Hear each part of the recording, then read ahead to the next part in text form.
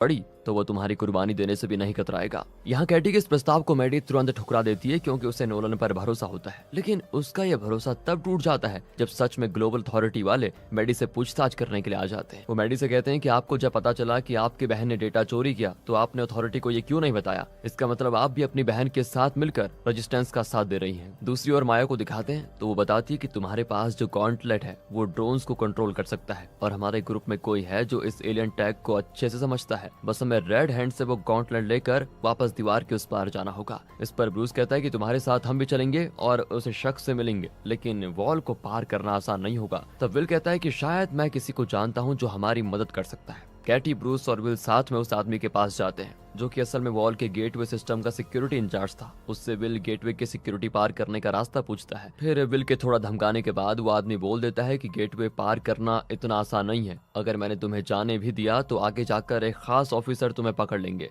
Gateway से पास करने के लिए गवर्नर जनरल तक की 3 बार चेकिंग और स्कैनिंग की जाती है। उन ऑफिसर्स को ब्लैक जैक कहा जाता है। अब ये ब्लैक जैक कौन है ये मुझे नहीं पता। इस पर विल बताता है कि ये ब्लैक जैक्स असल में गवर्नर, डेप्यूटी प्रॉक्सी और प्रॉक्सी जनरल से भी ऊपर होते हैं। सीन यहाँ से कट होकर स्नाइडर पड़ जाता है जो कि बेनेट से मिलने के लिए आया हुआ है। वो बेनेट को बताता है कि गवर्नर जनरल ने खुद मुझे ऑर्डर दिया है, अब से मैं तुम्हारा सीनियर हूँ, तो अब से हर ऑर्डर और हर काम तुम मेरी परमिशन से करोगे, साथ ही मुझे रिपोर्ट भी करोगे। इस तरफ नोलन पर डेटा लीक होने की वजह से प्रेशर पड़ रहा होता है क्योंकि अब इस चीज में ग्लोबल अथॉरिटी इंटेलिजेंस के साथ ब्लैक जैक्स भी शामिल है, तो नोलन पर दोगुना प्रेशर होता है। वो मैडी से अकेले में बात करता है और उससे कहता है कि तुम्हारा एक बेटा भी है और तुम इस चीज में अपनी बहन की वजह से फंसी हुई हो। अगर तुम कैटी, ब्रूस और विल को पकड़वाने में मदद करो तो तुम्हें इन सब से बाहर निकलवा लूंगा मैं। वैसे भी तुम्हारी बहन ने जब तुम्हारे बारे में नहीं सोचा तो उसके बारे में क्यों सोच रही हो तुम? एंड इस पॉइंट पर मैडी अपने बच्चे की खातिर नोलन की ये बात मान जाती है और जाकर कैटी को कांटेक्ट करने का सिग्नल देती है। यहाँ विल उससे भी कहता है कि देखो ये किसी खास तरह का ट्रैप हो सकता है, लेकिन कैटी का कहना होता है कि अगर मैडी सच में मुसीबत में हुई तो क्या होगा, हमें उसको बचाने के लिए जाना होगा।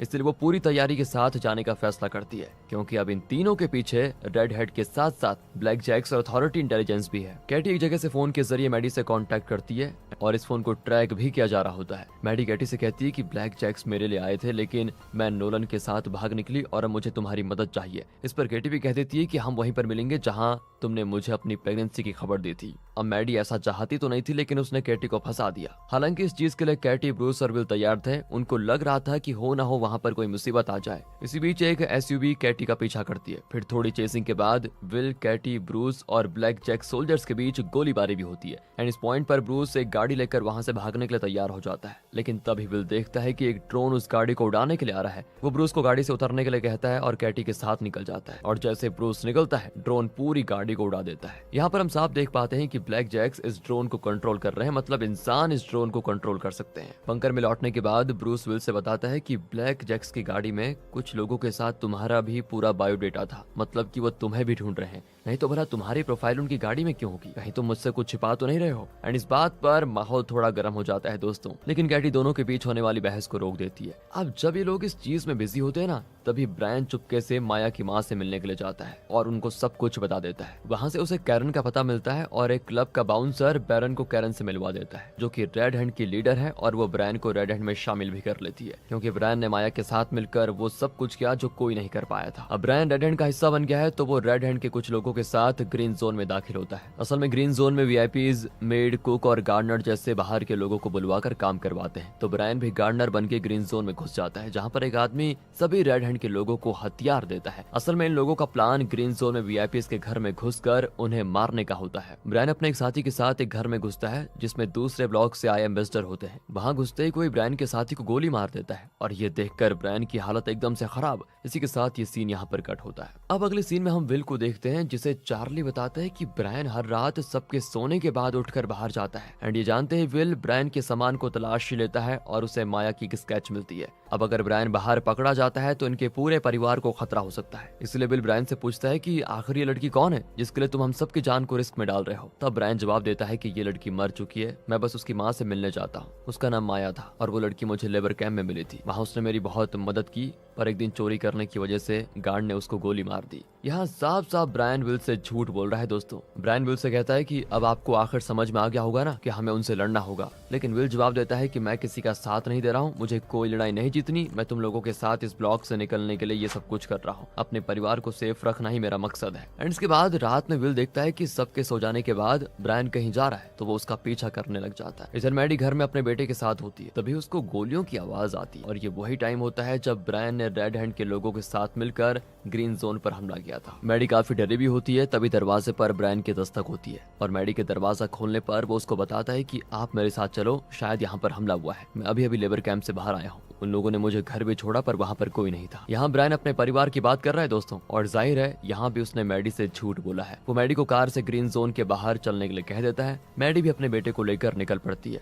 रास्ते में वो देखती है कि रेड हेड के सोल्जर्स रेड हैंड के लोगों को दौड़ा दौड़ा कर मार रहे हैं। साथ ही मैडी की कार रोककर एक सोल्जर भी सब कुछ डिटेल में बता देता है और ये सुनते ही मैडी को ये समझने में देर नहीं लगती कि ब्रायन रेड हैंड के लोगों के साथ ग्रीन जोन में आया है, जहाँ आने के लिए एक आईडी लगती है। ये सारी बात समझकर वो ग्रीन जोन से बाहर निकलने के बाद ब्रायन को डांट कर गुस्से में गाड़ी से उतरने के लिए कह देती है। ब्रायन भी चुपचाप गाड़ी से उतर जाता है। दोस्तों आपको थोड़ा यहाँ पर कंफ्यूजिंग लग रहा होगा, पर थोड़ी देर में आपको सब कुछ क्लियर हो जाएगा। फिलहाल कहानी में आगे चलते हैं। सीन यहाँ से स्नाइडर की तरफ जाता है, जो कि सबसे पहले एम्बेसडर से मिलने के लिए जाता है, जो कि एलए ब्लॉक की सुरक्षा व्यवस्था का जायजा लेने दूसरे ब्लॉक से आए थे और उनके रुकने का पूरा इंतजाम हेलन ने ही करवाया था। यहाँ स्नाइडर भी हेलन की बात कहने के लिए आया था, तो वो एम्बेसडर किंग से कहता है कि आपको एलए की प्रॉक्सी जनरल को हटाकर गवर्नर जनरल हेलन को इस ब्लॉक का पूरा कंट्रोल दे देना चाहिए, क्योंकि प्रॉक्सी जनरल यहाँ की चीजों को संभाल नहीं पा रहे हैं। और जवाब में एम्बेसडर स्नाइडर से कहता है कि देखो, इसकी अभी कोई जरूरत नहीं है, अगर कभी ऐसा कुछ हुआ तो एलए ब्लॉक के लोगों में अफरा तफरी मच जाएगी। एम्बेसडर का जवाब सुनकर स्नाइडर वहां से चला जाता है। फिर वो एक और वीआईपी से मिलने के लिए जाता है, जहाँ पर फायरिंग की आवाज को सुनकर वो जंगल की तरफ भाग जाता है, लेकिन वहां पर उसको रेड हेड के सोल्जर्स बचा लेते हैं। अब स्नाइडर को तो कुछ हुआ नहीं था, तो हेलन उससे पूछती है कि ग्रीन जोन में अटैक हुआ है और एम्बेसडर मारा गया है, अब बताओ मैं कैसे इस ब्लॉक को अपने कब्जे में करूं। जवाब में स्नाइडर कहता है कि इस काम में हमारी मदद डेप्यूटी प्रॉक्सी नोलन करेगा, मेरे पास एक आइडिया है। इसके बाद कैटी को दिखाया जाता है, जो कि रात में ब्रायन के जाने का इंतजार कर रही होती है। तभी आहट होती है और वो देखती है कि ब्रायन वापस आ गया है। कैटी उससे आखिरकार पूछ ही लेती है कि आखिर तुम कहाँ गायब हो गए थे, सुबह हो चुकी है और तुम्हें ढूंढने के लिए पहले भी तुम्हारे बाद निकला, फिर मॉर्गन और ब्रूस। ब्रायन इस पर रोते हुए अपनी माँ से सब कुछ बता देता है, मतलब कि लेबर कैंप से लेकर अब तक की पूरी कहानी। तभी विल वहां पर आ जाता है और वो ग्रीन जोन में रेड हैंड के हमले के बारे में बताता है, जिसमें ब्रायन भी गया था। विल ब्रायन से पूछता है क्या तुमने किसी को मारा, तो ब्रायन कहता है कि कोशिश की थी पर मुझसे हुआ नहीं। अब ब्रायन ने ये सच बोला है या झूठ, ये हमें आगे पता चलेगा, क्योंकि सीन यहाँ से सीधे एम्बेसडर की तरफ मुड़ जाता है। ये वो समय था जब स्नाइडर उससे मिलकर चला गया था। ठीक उसके बाद ही एम्बेसडर के गेस्ट हाउस में ब्रायन रेड हैंड के एक मेंबर के साथ घुस आया था। हालांकि उन दोनों को घुसते हुए एम्बेसडर देख लिया, जिसके कारण उसने रेड हेड को भी बता दिया था और साथ ही गन लेकर इन लोगों का सामना करने के लिए तैयार हो गया। एम्बेसडर ने ब्रायन के साथ वाले को गोली मारी थी, पर जब वो ब्रायन को मारने के लिए बढ़ा तो ब्रायन ने ही उसको गोली मार दी थी और एम्बेसडर की मौत हो गई। यहाँ ब्रायन ने बहुत बड़ा कांड कर दिया था। साथ ही उसने विल से भी बाद में झूठ बोला था कि मैंने किसी को नहीं मारा। दोस्तों आपको समझ में आ गया होगा कैसे एम्बेसडर मरा, कैसे ब्रायन ने किसी को मारा। ये कहानी थोड़ा आगे पीछे करके है तो थोड़ा कंफ्यूजन हो सकती है। यहाँ नोलन को लगातार उसके सीनियर का प्रेशर आ रहा होता है कि तुम्हें अपनी गर्लफ्रेंड को अरेस्ट करवा देना चाहिए ताकि उसको अपने किए की सजा मिले। नोलन को अपनी पोजीशन बचानी थी, तो वो सबसे पहले मैडी के बेटे को एक कैंप में भेज देता है और उसके बाद मैडी को रेड हेड के हाथों अरेस्ट करवा देता है। दूसरी ओर स्नाइडर को पता चलता है कि नोलन की गर्लफ्रेंड मैडी की वजह से ही पॉपुलेशन डेटा उसके सिस्टम से चोरी हुआ था, तो इस चीज का फायदा उठाकर वो प्रॉक्सी जनरल के खिलाफ नोलन को उसका साथ देने के लिए कहता है, लेकिन इस चीज के लिए नोलन साफ इनकार कर देता है। तो यहाँ पर स्नाइडर दूसरी गणित लगाता है। उसको पता था कि मैडी को नोलन के सारे काले कारनामे पता होंगे, तो वो उससे जाकर डील करता है कि तुम मुझे नोलन के बारे में बताओ और मैं तुम्हारी और तुम्हारे बेटे की मदद करूंगा। एंड अपने बेटे की खातिर मैडी मान जाती है। फिर उसके दी हुई नोलन के काले कारनामों की लिस्ट के जरिए स्नाइडर नोलन को ही ब्लैकमेल करता है और उसे कुछ ऐसा बताने के लिए कहता है जिसकी मदद से प्रॉक्सी जनरल को हटा दिया जा सके। और फिर यहाँ खुद को बचाने के लिए नोलन स्नाइडर को वो सारी रिपोर्ट्स दे देता है, जिसमें प्रॉक्सी जनरल ने ला में हुए टेररिस्ट अटैक्स की रिपोर्ट्स में सिर्फ आधी ही कैजुअलिटी और डेथ दिखाई थी। अब इस डेटा का इस्तेमाल करके हेलन प्रॉक्सी जनरल को ब्लैकमेल करती है और उससे कहती है कि तुम इस पोस्ट पर रहो और मेरा साथ दो, तुम्हें सिर्फ पेन चलानी है, दिमाग नहीं। मतलब कि एक तरह से हेलन उसे अपना मोहरा बनाने के लिए कह रही है, जिसके लिए वो मान जाता है। और ऐसा होते ही हेलन सबसे पहले नोलन को अंदर करवाती है और फिर मैडी को उसका सामान वगैरह पैक करवा कर ग्रीन जोन के बाहर कर दिया जाता है। मैडी को ना तो उसके बेटे का पता बताया जाता है और ना ही वो वादा पूरा किया जाता है। बस स्नाइडर उसको फैक्ट्री में जाने से बचा लेता है। अब चलते हैं विल लोगों की तरफ। मारिया विल और ब्रूस से बताती है कि मैं गॉन्टलेट के बिना कहीं नहीं जाऊंगी। हमारे पास एक रैप यानी कि एलियन है, उससे हमें काफी मदद मिल सकती है, तो हमें कुछ भी करके रेड हैंड से गॉन्टलेट लेना होगा। एंड इस पॉइंट पर कैटी रेड हैंड के लीडर से मीटिंग फिक्स करने के लिए ब्रायन की मदद लेती है, पर ये मीटिंग सही नहीं जाती क्योंकि कैरन ब्रूस को गॉन्टलेट लौटाने से मना कर देती है। हालांकि यहाँ कैरन का पीछा मॉर्गन का बी वाला ड्रोन कर रहा होता है, जिससे उसके ठिकाने का पता चल जाता है। बस फिर क्या था, विल, ब्रूस, मारिया, मॉर्गन और कैटी रेड हैंड के ठिकाने पर हमला करने का प्लान बनाते हैं। अगले दिन वहां पहुंचकर ये लोग कैरन सहित सभी लोगों को मार गिराते हैं, मगर एक टाइम ऐसा भी आता है कि वहां से निकलते वक्त गोली लगने की वजह से मारिया मारी जाती है और ब्रूस खुद रुककर विल को भागने के लिए कह देता है। विल को भी कैटी और मॉर्गन को बचाना था, तो वो उसकी बात मान लेता है। उधर ब्रूस पूरी तरह गिर चुका था। तभी ब्रूस एक ट्रांसमीटर टाइप चिप जो उसे ब्लैक जैक्स की गाड़ी में मिली थी उसे फेंक देता है और इसे फेंकते ही वहां ड्रोन्स आ जाते हैं और फिर वो रेड हैंड के सारे लोगों को खत्म कर देते हैं। ड्रोन ब्रूस की तरफ बढ़ता ही है लेकिन उसे बिना कुछ किए चला जाता है एंड ये बात ब्रूस को काफी हैरान कर देती है। ये चीज ब्रूस वापस जाकर विल और बाकी लोगों से शेयर करता है, जिस पर विल कहता है कि ऐसा ही मेरे साथ मोनिका ब्लॉक से वापस लौटते वक्त हुआ था। इस पर कैटी कहती है कि इसका पक्का उस फाइल से जरूर कुछ लेना देना है जो ब्रूस ने ब्लैक जैक्स की गाड़ी में देखा था। हो सकता है कि तुम दोनों का नाम किसी तरह की स्पेशल लिस्ट में हो, इसलिए दूसरे ड्रोन्स ने तुम्हें कोई नुकसान नहीं पहुंचाया। उस ओर दिखाते हैं तो रेड हैंड पर हुए ब्रूस के हमले के बारे में स्नाइडर को बेनेट से पता चल जाता है, लेकिन वो इस पर ज्यादा ध्यान नहीं देता। वो रात के वक्त हेलन के साथ अपना प्लान सक्सेसफुल होने की खुशी मना रहा होता है। तभी हेलन को एक फोन आता है जिससे उसको पता चल जाता है कि ला ब्लॉक को शेड्यूल कर दिया गया है। एंड अब ये बात सुनते ही पता नहीं क्यों हेलन काफी ज्यादा टेंशन में होती है, पर वो इस बारे में स्नाइडर से कुछ भी शेयर नहीं करती। अगले सीन में हमें मैडी को दिखाया जाता है जो सड़कों पर इधर उधर भटक रही है। तभी अचानक से वो देखती है कि शहर खाली करवाया जा रहा है, लोगों को बस में बैठाकर कहीं भेजा जा रहा है। अनाउंसमेंट के जरिए उसको पता चलता है कि ये इस ब्लॉक का टोटल रेंडिशन है, जिसके तहत इस ब्लॉक को खाली करवाकर सभी लोगों को सैन फ्रांसिस्को भेजा जा रहा है। अब इस भीड़ के साथ मैडी भी इस बस में बैठ जाती है। फिर इन लोगों को बड़ी सी चर्च जैसी जगह पर लेकर जाया जाता है, जहाँ पर मैडी को अपने बेटे की याद आ जाती है, पर उसे वापस जाने को नहीं मिलता। और जब मैडी रेड हेड सोल्जर की बात नहीं मानती तो उसको बहुत ज्यादा मार पड़ती है। ब्लॉक की इस हरकत के बारे में जानकर स्नाइडर भी काफी सरप्राइज होता है। वो इस बारे में हेलन से बात करने जाता है, पर इस पर वो कहती है मुझे कल ही रात को फोन पर ऊपर से ऑर्डर मिले हैं, बट तुम चिंता मत करो, यूरोप में तुम्हें मैं प्रॉक्सी जनरल बनाऊंगी, साथ ही तुम्हें लेने के लिए गाड़ी भी आएगी। यहाँ स्नाइडर अपनी बेटी के बारे में पूछता है। वो कहती है कि तुम चिंता ना करो, उसे मैं बाद में भेज दूंगी, विश्वास रखो, उसको कुछ नहीं होगा। इधर ब्लैक जैक्स को गॉन्टलेट वापस चाहिए, जिन्हें विल के ठिकाने का पता चल जाता है और कुछ ब्लैक जैक सोल्जर्स विल और बाकी सब पर हमला कर देते हैं। इस गोलीबारी में मॉर्गन की मौत हो जाती है, लेकिन बाकी लोग सभी ब्लैक जैक्स को मारने में कामयाब हो जाते हैं। अब ये जगह सेफ नहीं है, तो ये लोग एक पुराने दोस्त के घर में पनाह लेते हैं, जहाँ पर विल फैसला करता है कि हमें बचने के लिए और इस ब्लॉक से निकलने के लिए स्नाइडर के साथ गॉन्टलेट का सौदा करना पड़ेगा।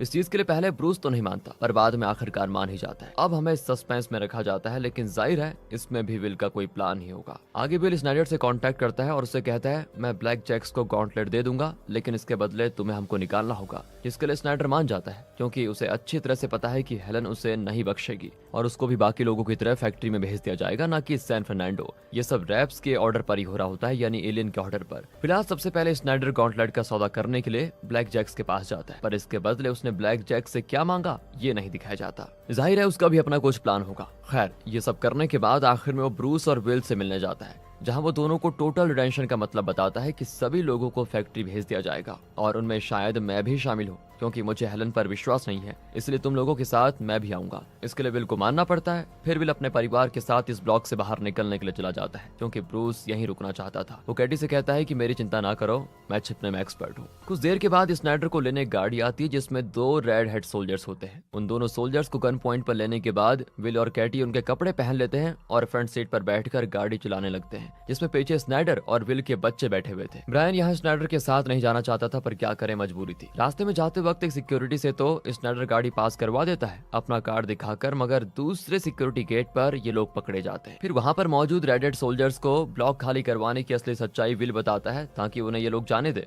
वो कहता है कि मेरी तरह आपकी फैमिली भी मुसीबत में है। तभी एक सोल्जर विल की बात कंफर्म करने के लिए सैन फर्नांडो कॉल करता है, पर वहां से कोई रिस्पॉन्स नहीं आता। एंड इससे उन्हें विल की बातों पर यकीन हो जाता है और वो विल के साथ सभी को जाने देते हैं। इस सिक्योरिटी गेट से निकलने के बाद ये लोग नए ब्लॉक में एंटर कर जाते हैं। दूसरी ओर हम एलए ब्लॉक के लोगों को एक खुली जगह पर देखते हैं, जो शायद फैक्ट्री है, और उन्हें कई सारे ड्रोन्स में चारों तरफ से घेरा हुआ है। अब ये देखकर विल समेत सभी की आंखों में पानी आ जाता है। स्नाइडर जिसके पास गॉन्टलेट था वो चुपके से एक डिवाइस ऑन करके उसे वापस रख लेता है। अब ये क्या था ये तो हमें अगले सीजन में पता चलेगा, क्योंकि अभी कई सवालों के जवाब मिलना बाकी है। इसी के साथ दोस्तों ये सीजन यहीं पर खत्म हो जाता है। कॉलोनी सीजन 3 में आपका स्वागत है। दोस्तों इस नए सीजन की शुरुआत में हम ब्राउमैन फैमिली को जंगल में रहते हुए देखते हैं। पिछले सीजन के लास्ट में हमने देखा था कि ये सभी लोग स्नाइडर के साथ सेंटा फर्नांडो ब्लॉक में एंटर कर गए थे। अब इन्हें यहाँ पर दोस्तों करीब 6 महीने हो चुके हैं और सभी बिल्कुल सही सलामत हैं। ये लोग जंगल के कैबिन में अपनी जिंदगी आराम से गुजार रहे हैं, क्योंकि विल का मानना है कि हम सभी बाकी किसी भी जगह से ज्यादा यहाँ पर सेफ हैं। बाकी बात करें स्नाइडर की तो वो भी इन्हीं के साथ रह रहा है और अब इनकी अच्छी बॉन्डिंग भी हो गई है, काफी अच्छी दोस्ती हो गई इनकी। पर विल, कैटी और ब्रायन इस पर भरोसा नहीं करते, क्योंकि तीनों ही स्नाइडर के स्वभाव से वाकिफ हैं कि वो कैसा था पहले और वो उनको कभी भी धोखा दे सकता है। दोस्तों आप सोच रहे होंगे कि स्नाइडर तो इनके साथ ब्लैक जैक से कुछ डील करने के बाद आया था और साथ ही उसके पास लोकेटर नाम का डिवाइस था जिसे उसने ऑन भी किया था। असल में लोकेटर का काम इतना है कि जब भी स्नाइडर को कुछ पता चले या कुछ खतरा महसूस हो उसे,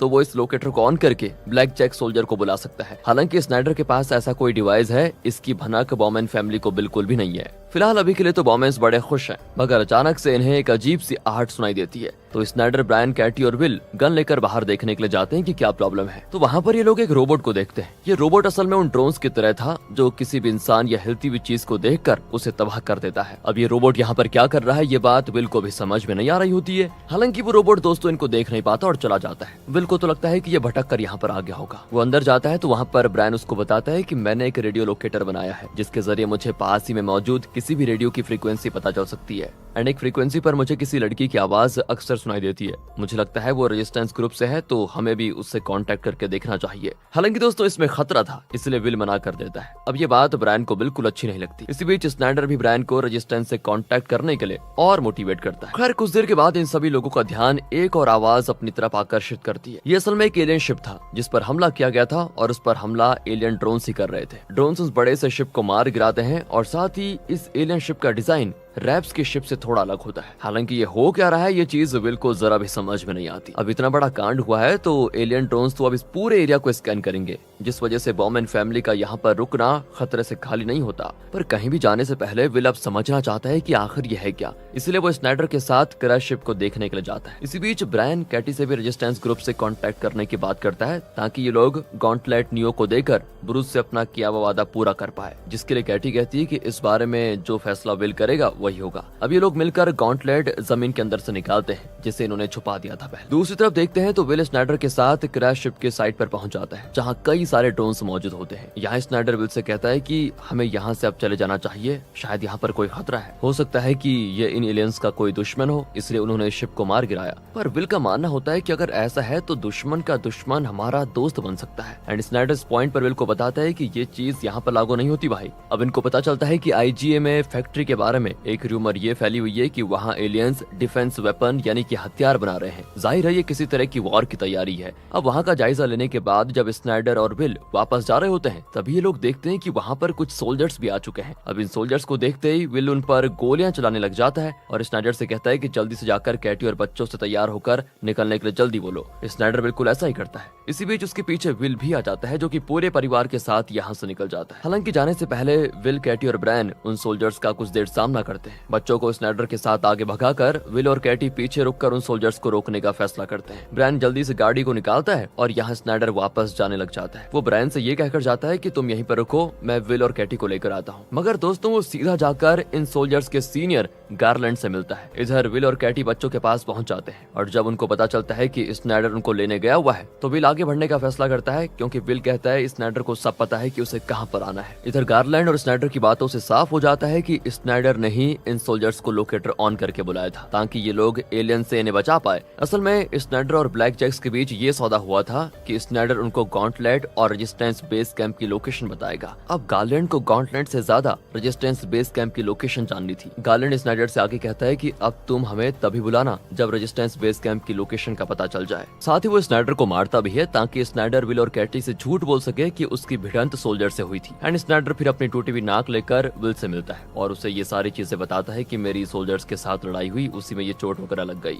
वहीं से अपनी जान बचा कर निकला हूँ। पर दोस्तों यहाँ पर विल को भी स्नाइडर पर शक होता है कि हो ना हो इन सोल्जर्स को इस स्नाइडर नहीं बुलाया हो, पर अभी तो सिर्फ शक है इसलिए वो कुछ कर भी नहीं पाता। अब ये लोग यहाँ से सीधा रेजिस्टेंस बेस कैंप में जाएंगे क्योंकि इसके बाद सबसे सेफ जगह वही होगी। यहाँ ब्रायन अपने रेडियो के जरिए रेजिस्टेंस ग्रुप के एक मेंबर से संपर्क करता है और उसे बताता है कि हम बहुत दिनों से तुमको ढूंढ रहे हैं, हमें नियो को गॉन्टलेट डिलीवर करने के लिए ब्रूस ने भेजा है। अब होता ये कि नियो को बॉमैन फैमिली के आने का पता था, तो वो लड़की सबके नाम पूछने के बाद कह दिए ठीक 48 घंटे के बाद तुम मुझे झील के पास मिलना और अपने साथ वो गॉन्टलेट लेकर भी आना। ये सारी बातें हो जाने के बाद विल और कैटी जंगल के एक दूसरे छोर पर पहुंच जाते हैं, जहां इनको एक और शिप क्रैश हुआ दिखाई देता है जिसके अंदर एक अजीब सा क्रिएचर की बॉडी होती है। मतलब कि यहाँ पर रैप्स के साथ कोई और एंटिटी भी है जिससे रैप्स की बिल्कुल नहीं बनती, जिस कारण वो आपस में भिड़ रहे होते हैं। पर ये लड़ाई स्पेस और दूसरे प्लेनेट से अर्थ तक कैसे आई हुई, इसका जवाब मिलना भी बाकी होता है। फिर इस शिप को देखने के साथ ही इसके अंदर झांकने के बाद विल और कैटी वहाँ से निकल जाते हैं। अगले सीन में हमें गवर्नर हेलन को दिखाया जाता है जिसे कुछ सोल्जर्स लेकर जल्दी से बंकर की तरफ लेकर जाते हैं ताकि वो सेफ रह पाए। असल में एलियंस की बनाई फैक्ट्री पर किसी और प्लेनेट के एलियंस का हमला हुआ है, मतलब कि सच में रैप्स का कोई दुश्मन है और फैक्ट्री में रैप्स हथियार वगैरह बना रहे हैं। हेलन को फिर बंकर में आकर पता चलता है कि फैक्ट्री को तो बचा लिया गया है, लेकिन आने वाले समय में बहुत ही जबरदस्त वॉर हो सकती है जिसमें इंसानों को ना चाहते हुए भी रैप्स का साथ देना होगा,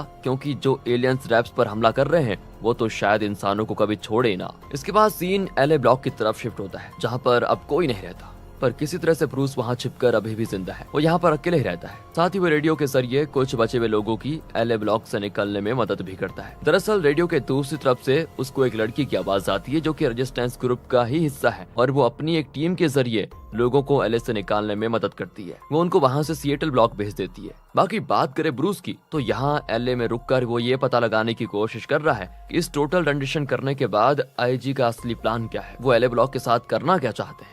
इन्हीं सब चीजों में अकेले ब्रूस का पूरा दिन यहाँ पर बीतता है। इसी बीच एक दिन ब्रूस को अपने घर में किसी की हलचल सुनाई देती है एंड वो जब देखता है तो उसके टेबल के नीचे एक बच्चा छिपा हुआ होता है जिसे ब्रूस बड़े प्यार से आने के लिए बोल रहा होता है। लेकिन इसी बीच होता यह है कि उस बच्चे की माँ गन लेकर ब्रूस के सामने आ जाती है, यानी कि ये बच्चा और इसकी माँ इस एलए ब्लॉक में फंसे हुए हैं और अब इनकी मदद भी ब्रूस को करनी होगी यहाँ से निकलने में। ब्रूस जब उसको ये सारी बात बताता है तो ये लेडी जिसका नाम सैंड्रा है वो अपनी गन नीचे कर देती है। अब हम विल की फैमिली को देखते हैं जो कि उस लड़की का इंतजार कर रहे हैं जिसने ब्रायन को रेडियो पर कहा था कि लेक के पास गॉन्टलेट लेकर आ जाना। उस लड़की से मिलने के लिए ब्रायन और कैटी साथ में जाते हैं और पीछे से विल इन पर नजर रखता है। कुछ देर के बाद वो लड़की आ जाती है। असल में ये लड़की नियो के रेजिस्टेंस कैंप से आई थी जिसे गॉन्टलेट देने के लिए ब्रूस ने इनको बोला था। एंड जब ये लड़की ब्रायन के पास गॉन्टलेट को देखती है तो वो ब्रायन के साथ उसके परिवार को एक ट्रेन की तरफ लेकर जाती है। यहाँ विल स्नाइडर के बारे में झूठ बोल देता है कि ये हमारे परिवार का हिस्सा है, मेरा बड़ा भाई है। अब इनको एक ट्रेन पर जल्दी से जल्दी चढ़ने के लिए कहा जाता है तो वो लड़की वहीं पर रुक जाती है।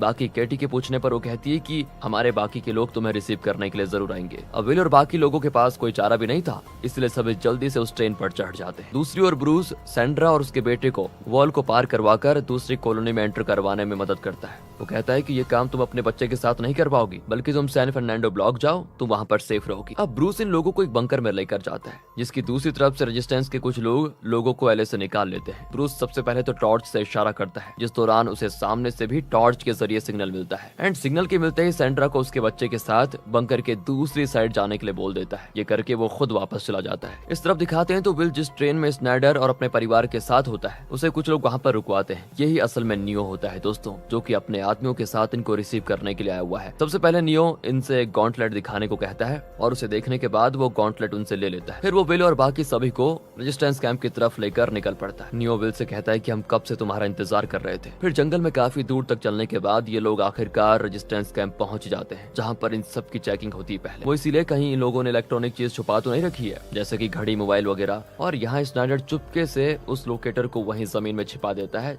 जो उसे ब्लैक जैक्स ने दिया था। फिर नियो से गॉन्टलेट लेकर एक गार्ड उसे इस कैंप के लीडर एंड्रयू को दिखाने जाता है। कहानी वापस आती है, ब्रूस की तरफ मुड़ जाती है जिसके घर में फिर से किसी की दस्तक होती है और ये एक लड़की है जो कि अपना नाम ब्रूस को एमी बताती है। वो ब्रूस से कहती है कि मैं वही हूँ जिससे तुम रेडियो के जरिए बात करते थे। हमारे ऊपर कुछ सोल्जर्स ने हमला किया जिससे हमारे काफी लोग मारे गए। हालांकि एक आखिरी बस थी जिसमें कुछ लोग निकल चुके थे, तो इस तरह कुछ लोगों की जान बच गई, बाकी मुझे भी चोट आई है। एमी ब्रूस को वो सारी बातें बताती है जो इन दोनों के बीच हुई थी, और तब जाकर ब्रूस को विश्वास होता है कि ये वही लड़की है। कुछ देर के बाद एमी देखती है कि ब्रूस ने अकेले रहकर आईजे के खिलाफ काफी सबूत जुटा लिए हैं। पूछने पर वो बताता है कि आईजे यहाँ टोटल रिडेंशन के बाद भी बायो वेपन्स बनाने वाली है। इस पर एमी उसे बताती है कि तुम कुछ हद तक सही हो, पर पूरी तरह नहीं। असल में जो आज एलए का हाल है वही हाल सिएटल ब्लॉक का भी हुआ था। वहाँ भी इसी तरह टोटल रिडेंशन करके लोगों को फैक्ट्री भेज दिया गया था ताकि रैप्स उनके जरिए बायो वेपन्स बना सके। वो किसी तरह की वॉर की तैयारी कर रहे हैं। फिर ये सारी चीज करने के बाद तब से अब तक सिएटल में लोगों को वापस से बसाया जा रहा है, मतलब कि सिएटल को रीपॉपुलेट किया जा रहा है, जहाँ नए लोग और नई सरकार बनेगी, और यही सब कुछ एलए के साथ भी होगा।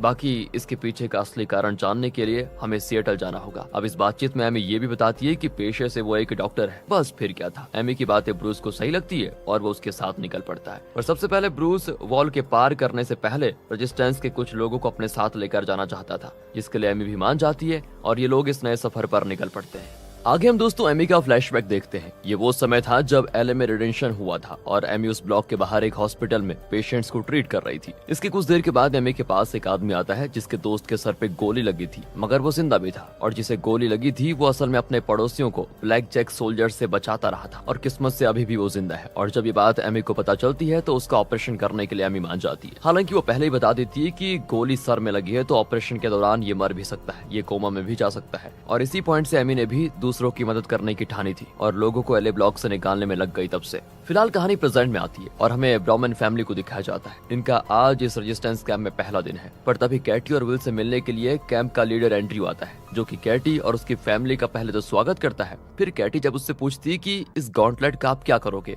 और आपको ये एलियन टेक्नोलॉजी के बारे में इतना कैसे पता, एंड्रयू जवाब देता है कि हमारे पास एक रैप है जिसके जरिए हमें काफी चीजें पता चली है, और उनका असली मकसद क्या है ये भी एक रहस्य है, क्योंकि वो रैप अपनी स्लीपिंग स्टेज में है। आप इसे एक तरह की कोमा स्टेट भी कह सकते हो। जब कैटी उस रैप को देखने की बात करती है तो एंड्रयू भी जवाब देता है कि ये मौका तुम्हें जल्द ही मिलेगा, तब तक तुम लोग इस नई जगह पे सेटल हो जाओ। पहले यहाँ सारी फैसिलिटी है सिवाय इलेक्ट्रॉनिक आइटम्स को छोड़कर, क्योंकि उससे ड्रोन्स हम पर अटैक करके हमें मार सकते हैं, मगर कोई बात नहीं, इस कैंप को तुम अपना घर ही समझो। इसके बाद कहानी एमी और ब्रूस की तरफ मुड़ जाती है, जिन्हें आगे रास्ते में कुछ लोग मिलते हैं। उन्हें देखकर एमी कहती है कि मेरा साथी ब्रूस एक एक्स मिलिट्री ऑफिसर है और मैं एक डॉक्टर हूँ, हम तुम्हारी मदद कर सकते हैं। असल में दोस्तों इन लोगों में से ज्यादातर की तबीयत कुछ खास ठीक नहीं है, तो एमी बताती है कि पास ही एक मेडिकल स्टोर है, हम वहाँ पर जाकर अपने मतलब की दवा वगैरह ले सकते हैं। एमी की बात सुनकर वो लोग अपनी गन्स नीचे कर देते हैं और उससे मेडिकल स्टोर का रास्ता पूछते हैं। उधर रेजिस्टेंस कैंप में जब कैटी यूं ही घूमने निकलती है तो उसको एक आदमी यूं ही कैंप में इधर उधर घूमने से रोक लेता है, खासकर हेडक्वार्टर्स की तरफ जाने से।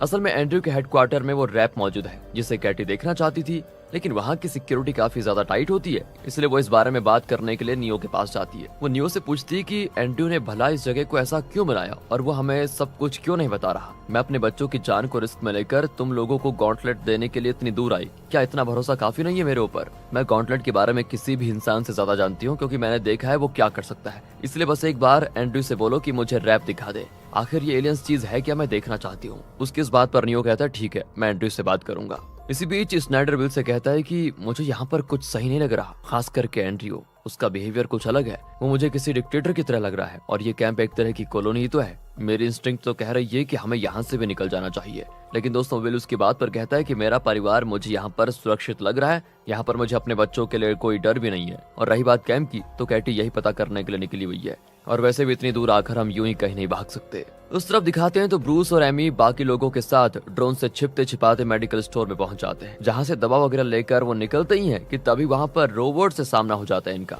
जो कि हर किसी को एक पल में मार डालते हैं। मगर ब्रूस तो एमी के साथ जल्दी से छिप जाता है, तो इन दोनों की जान बच जाती है। इसके बाद रात को जब कैटी वापस अपने परिवार के पास आती है तो वो विल को बताती है कि इस कैंप में कुछ तो सीक्रेट है, यहाँ मुझे पॉलिटिक्स का एहसास कुछ ज्यादा ही हो रहा है। वो जब ये सारी चीज बता ही रही होती है कि तभी अचानक से एक तेज आवाज आती है, जो कि बिल्कुल भी सहन करने लायक नहीं होती। कान बंद करके विल, स्नाइडर और कैटी बाहर आ जाते हैं और ये आवाज एंड्रयू के हेडक्वार्टर से आ रही होती है। इस तेज आवाज के चलते वहाँ सिक्योरिटी भी नहीं होती, तो ये लोग वहाँ पर घुस जाते हैं। ये आवाज असल में रैप की बॉडी से आ रही थी जिसे एंड्रयू ने छेड़ दिया था। यहाँ नियो भी मौजूद था। कैटी और विल देखते हैं कि ये एलियन असल में एक तरह की मशीन है, मतलब कि जैसे कोई रोबोट, और इसके अंदर एआई की कॉन्शियसनेस है। आवाज के बंद होते ही विल, कैटी और स्नाइडर उसे देखते रह जाते हैं, और जो रैप अभी तक बोल नहीं रहा था वो विल और कैटी के पूछने पर जवाब दे रहा होता है। यहाँ ये रैप इन लोगों को बताता है कि हम अपने दुश्मन यानी कि दूसरी स्पीसीज से बचकर पृथ्वी पर आए ताकि हम इंसानों का रिसोर्सेज की तरह इस्तेमाल कर सके। यहाँ रिसोर्सेज का मतलब है कि ये एलियंस इंसानों को किसी लेबर की तरह इस्तेमाल करके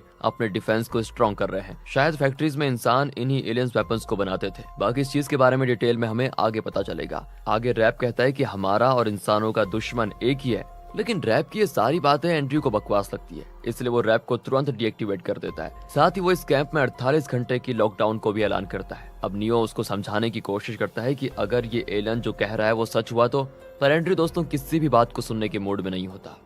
इधर ब्रूस और एमी आगे बढ़ते हुए एक अजीब से जोन में पहुंच जाते हैं, जहां पर एक जगह जाकर एमी तो बेहोश हो जाती है। अब जहां पर एमी खड़ी थी वहां पर ब्रूस देखता है कि कुछ तो गड़बड़ है। वो गन से एक बुलेट हवा में छोड़ देता है जो कि वहां पर तैर रही होती है, मतलब कि यहाँ पर ग्रेविटी मौजूद ही नहीं है जैसे स्पेस में होता है। यही वजह होती है एमी के बेहोश होने की। इसी के साथ कुछ आगे जाने पर दोनों को एक अजीब सी बिल्डिंग दिखती है, पर ये जगह सेफ नहीं होती, तो ब्रूस एमी को लेकर यहाँ से भी चला जाता है। आगे सुबह दोनों इस बारे में बात करते हैं कि पिछली रात उन्होंने जो देखा वो आखिर था क्या। ब्रूस कहता है कि शायद वो एक फैक्ट्री थी, बाकी कुछ तो समझ में मुझको आया नहीं, हमें आगे बढ़ते रहना होगा। अगले सीन में हमें एंड्रयू को दिखाया जाता है जो कि डार्क वेब पर बच्चों की गलत वीडियोस को लोगों को बेचने का काम करता था। लेकिन एक दिन एंड्रयू को एफबीआई ने अरेस्ट कर लिया उसी के पार्टनर के कहने पर। मतलब कि एंड्रयू को उसके ही बिजनेस पार्टनर और उसके दोस्त ने पकड़वाया था, और एंड्रयू को पकड़वाने वाला कोई और नहीं दोस्तों बल्कि गारलैंड था। यानी कि बात हमने जो अभी देखी ये बात एलियंस के अराइवल के पहले की है। खैर कहानी वापस प्रेजेंट में आती है, जहाँ पर हम कैटी, विल, ब्रायन और स्नाइडर को देखते हैं। ये सभी लोग उस रैप के बारे में ही बात कर रहे होते हैं। विल स्नाइडर से कहता है कि तुम जो कह रहे थे वो सही था, लेकिन तुम्हें इतना सब कैसे पता कि रैप भी किसी दूसरे स्पीसीज से बचने के लिए यहाँ पर आए हैं। इस पर स्नाइडर कहता है कि देखो मैंने तुम्हें पहले भी बताया था कि ये बात मैं खुद से नहीं कह रहा, बल्कि ऐसी अफवाहें पूरे आईजीए में फैली हुई है। तब कैटी विल से कहती है कि जो हमें स्पेसशिप में लाश दिखी थी वो जाहिर है इन रैप्स की नहीं बल्कि किसी और स्पीसीज की है। लेकिन जब हम उस रैप से पूछताछ कर रहे थे तो एंड्रयू ने हमको उससे और पूछताछ नहीं करनी थी, पता नहीं क्यों। एंड्रयू को शायद लगता है कि वो रैप झूठ बोल रहा है। अब स्नाइडर कहता है कि एंड्रयू को अपनी सत्ता से मतलब है और मेरे हिसाब से हमें जल्द से जल्द इस जगह से चले जाना चाहिए। विल इस पर कहता है कि पहले हमें किसी भी तरह उस रैप से बात करनी होगी और चीजें जाननी होंगी पहले हमें। वहीं इधर दूसरी तरफ ब्रूस को लेकर एमी एक आदमी के पास जाती है जो कि एमी की तरह रेडियो के जरिए लोगों की एलए ब्लॉक से निकलने में मदद करता है। पर पिछले कुछ दिनों से इन सभी के कैंप में ब्लैक जैक्स हमला करके सभी को मार दे रहे हैं। इस आदमी ने एक बस में ही अपना अड्डा बनाया होता है। यहाँ एमी और ब्रूस इसीलिए आए हैं क्योंकि उन्हें अब रेजिस्टेंस कैंप की तरफ जाना होता है, जिसका रास्ता ये आदमी इनको बता सकता है। कहानी वापस रेजिस्टेंस कैंप में आती है, जहाँ सभी लोगों के सामने उस रैप को फेंक कर एंड्रयू उसे खत्म करने का ऐलान करता है। अब इस बात से विल, कैटी और स्नाइडर बिल्कुल खुश नहीं होते। यहाँ तक कि एंड्रयू की ये बात नियो को भी पसंद नहीं आती। उधर ब्रायन को कुछ बड़े बड़े बॉम्ब्स के बैरल दिखाई देते हैं जिससे पूरी कॉलोनी को एक ही बार उड़ाया जा सकता है। अब एंड्रयू ऐसे खतरनाक बॉम्ब किस लिए तैयार करवा रहा है ये पता लगाना है इनको। इधर जैसे ही एमी और ब्रूस उस आदमी के साथ निकलते हैं वैसे ही वहाँ पर ब्लैक जैक्स आ जाते हैं, जिनसे किसी तरह ब्रूस पहले खुद को और फिर एमी को बचाता है, मगर वो आदमी मारा जाता है। हालांकि उसने मरने से पहले रेजिस्टेंस कैंप के कोऑर्डिनेट्स इनको बता दिए थे, तो ब्रूस एमी के साथ वहाँ से चुपचाप निकल जाता है। अब रेजिस्टेंस कैंप में विल और कैटी कुछ भी करके एंड्रयू को रोकना चाहते हैं कि वो रैप को खत्म ना करे, क्योंकि स्नाइडर के अनुसार उस रैप को डिस्ट्रॉय करते ही शायद कैंप पर ड्रोन्स का हमला हो जाएगा और ये जगह पल भर में तबाह हो जाएगी। साथ ही इन लोगों को उस रैप से और चीजें भी जाननी होती है। तो इस बारे में बात करने के लिए विल और कैटी नियो से मिलते हैं और उसे एंड्रयू को रोकने के लिए कहते हैं, जिस पर नियो कहता है कि एंड्रयू अपनी मन की करता है, लेकिन मैं कोशिश करूंगा। कुछ देर के बाद एंड्रयू से नियो बात करने के लिए जाता है, लेकिन उसकी एंड्रयू एक नहीं सुनता, जो चीज स्नाइडर और ब्रायन दूर से देख रहे होते हैं। साथ ही एंड्रयू उस रैप को कहीं ट्रांसफर कर रहा होता है। अब ये देखते ही स्नाइडर को यकीन हो जाता है कि एंड्रयू सही आदमी नहीं है और यहाँ रुकना खतरे से खाली नहीं है। उसे कुछ भी करके अब लोकेटर को ऑन करके ब्लैक जैक्स को बुलाना ही होगा। इसलिए वो एंड्रयू के बारे में विल और कैटी को पहले बताता है, और जब वो दोनों नियो से बात करने जाते हैं तो खुद स्नाइडर पीछे के दरवाजे से निकल जाता है। फिलहाल नियो विल और कैटी के पूछने पर बताता है कि एंड्रयू उस रैप को वापस लौटा रहा है, मतलब कि ये रैप सिएटल ब्लॉक की तरफ भेज रहा है वो। साथ ही इस रैप के साथ कुछ बॉम्ब्स के बैरल्स भी भेजे जा रहे हैं ताकि इस रैप के साथ वहाँ की सरकार पूरी तरह खत्म हो जाए। एंड्रयू यहाँ पर ये भी नहीं सोचता कि सिएटल ब्लॉक में कई सारे मासूम लोग भी मौजूद हैं, उनकी जान को खतरा हो सकता है। इसलिए रात में ब्रायन उस बॉम्ब को डीएक्टिवेट करने की सोचता है, पर पकड़ा जाता है। और इधर नियो के साथ मिलकर विल और कैटी एंड्रयू के हेडक्वार्टर पर हमला कर देते हैं, जिसका अंदाजा एंड्रयू को पहले से ही था, और वो इन्हें पीछे आकर गन पॉइंट पर ले लेता है। साथ ही वो नियो से कहता है कि तुम में और मुझ में यही फर्क है कि तुम पहले मुझे फॉलो करते थे और अब इन्हें कर रहे हो, इसलिए तुम अच्छे फॉलोवर हो, लीडर नहीं। बाकी रही बात विल और कैटी की, तो ये डबल एजेंट है। तुम ही सोचो, एलए से ये टोटल रिडेंशन होने के ठीक पहले निकल गए, वो भी पूरी तरह फैमिली के साथ। क्या ये इतना आसान है? फैसला तुम्हें करना है। देख लो, तुम इनके साथ मरना चाहते हो या मेरे साथ आगे काम करना चाहते हो। एंड एंड्री को ये बात सुनकर नियो गन नीचे कर लेता है और विल और कैटी को पकड़ लिया जाता है। यहाँ पर ब्रायन तो पकड़ा ही गया था पहले ही। उधर स्नाइडर भी लोकेटर को ढूंढ रहा था जो उसने छिपाया था, पर तभी उसे एंड्रयू के आदमी पकड़ लेते हैं। दूसरी तरफ ब्रूस एमी के साथ कोऑर्डिनेट्स का पीछा करते हुए इस रेजिस्टेंस कैंप में पहुंच जाता है, पर वो देखता है कि एंड्रयू का ये कैंप पूरी तरह से तबाह हो चुका है। यहाँ एक भी आदमी नहीं है। ये सब कुछ देखकर एमी और ब्रूस तो एकदम दंग रह जाते हैं। खैर यहाँ पर हुआ क्या? दोस्तों, इनकी तरह आप भी कंफ्यूज हो गए होंगे कि भला ऐसा क्या हो गया अचानक से। विल का पूरा परिवार आखिर कहाँ पर गया, यही सोच रहे हो ना आप? तो चिंता मत कीजिए, यहाँ क्या हुआ है यह हमें अब दिखाया जाएगा। लेकिन एमी और ब्रूस को इस जगह पहुंचने में इतनी देर कैसे लग गई जबकि वो कैंप के इतने करीब थे? इसका जवाब मैं आपको एकदम आखिर में दूंगा, क्योंकि अभी बताया तो कंफ्यूज हो जाओगे। तो बस स्टोरी के साथ बने रहिएगा, सारे डाउट्स क्लियर हो जाएंगे। आगे हमें एंड्रयू को दिखाया जाता है जो कि नियो से पूछता है, तुम तो मेरे साथ इतने दिनों से हो, फिर भी तुम्हें मुझ पर विश्वास नहीं है? उन दो अजनबी डबल एजेंट्स की बातों में आ गए तुम। नियो जवाब देता है कि वो अगर डबल एजेंट्स होते तो कभी भी असली गॉन्टलेट हमको ला कर न देते। बाकी मैं किसी को धोखा नहीं दे रहा हूँ, बस मुझे उस रैप से कुछ सवाल पूछने हैं। मगर दोस्तों, एंड्रयू उसकी बात नहीं मानता और कहता है वो मशीन एलियन हमें गुमराह कर रहा है। बाकी रही बात इंटेरोगेशन की, तो उसमें तुम मुझसे बेहतर हो। तो अभी जाकर कैटी से बात करो और मैं बच्चों से पूछताछ करता हूँ। मेरा दावा है कि हमें कुछ न कुछ तो जरूर नया पता चलेगा। और फिर यहाँ फिलहाल के लिए तो एंड्रयू की बात नियो को माननी ही पड़ती है और वो कैटी से पूछताछ करने के लिए चला जाता है, जो उसे बताती है कि कैसे वो लोग एलए से यहाँ पहुंचे, मतलब पहले 2 सीजन में जो हुआ वो सारी चीजें। इधर चार्ली और गैसी से पूछताछ करने के बाद एंड्रयू को पता चलता है कि चार्ली अराइवल के बाद सेंटा मोनिका ब्लॉक में फंस गया था। एंड इस बारे में जब एंड्रयू विल से पूछता है तो वो उसको सब कुछ बता देता है कि कैसे वो चार्ली को वहां से लेकर आया। इसी बीच एंड्रयू को पता चलता है कि ब्रायन ने पकड़े जाने से पहले बॉम्ब्स के डेटोनेटर्स निकाल कर कहीं छिपा दिए थे। एंड अब ये बात सुनते ही एंड्रयू आग बबूला हो जाता है और जब ब्रायन को लाया जाता है तो वो सीधा ब्रायन के सर पर गन रख देता है, लेकिन ब्रायन उसे कुछ नहीं बताता।